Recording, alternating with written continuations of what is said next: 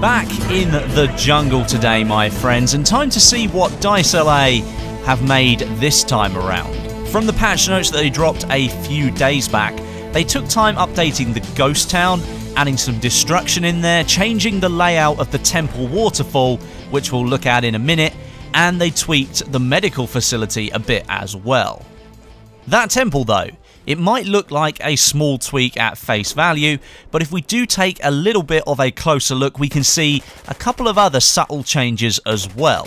Of course, the temple has now been pushed into the cliff face, fully behind the waterfall, as was the intention of DICE when they first decided to add ruins in the first place. This now fully ticks the box on the goal that they wanted the ruins behind the waterfall, and having that falling water and spray obscure the vision out into the map.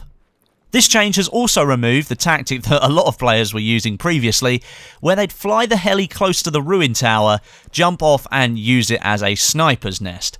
Now, I'm sure DICE didn't change it just for that fact, but they have fixed a rather important gameplay issue nonetheless.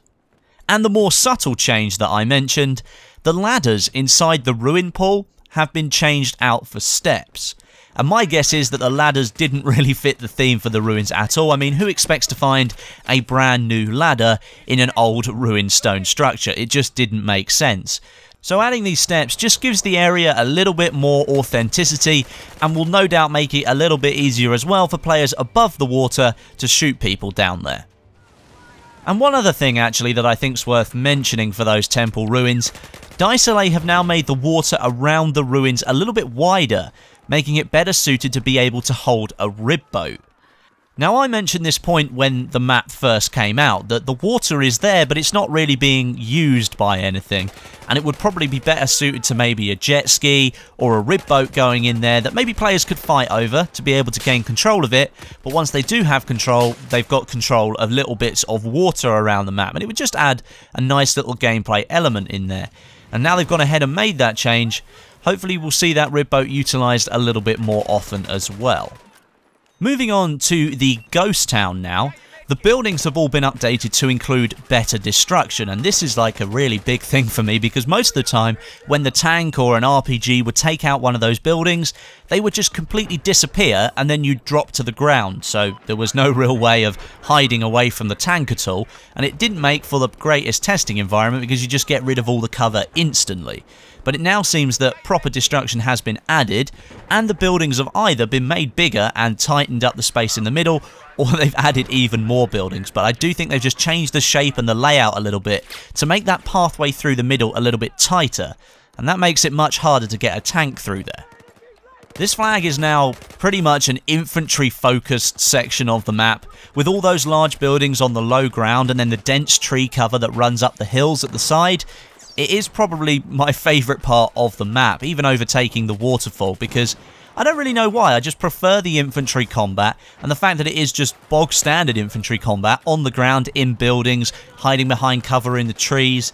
I don't know, just reminds me of Bad Company 2 a little bit, the way that you can just obliterate all those buildings, and by the end of the round they'll be completely flattened, and it changes the flag completely.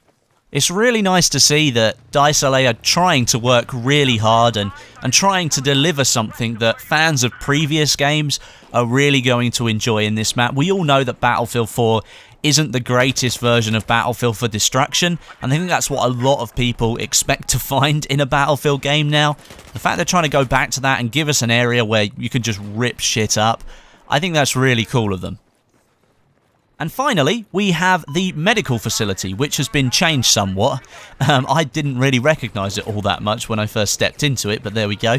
The scale of the buildings has been toned down now, with only one sort of solid structure in there, which I think is the one from Zavod 311. I can't quite remember, but I think it's that one.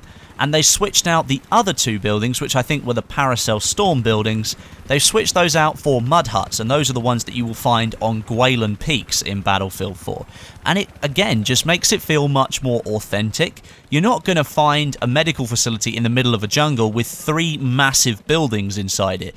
It's probably just not very plausible. So the fact that they've gone for the mud huts just gives it a little bit more authenticity, and it makes the map more believable in general.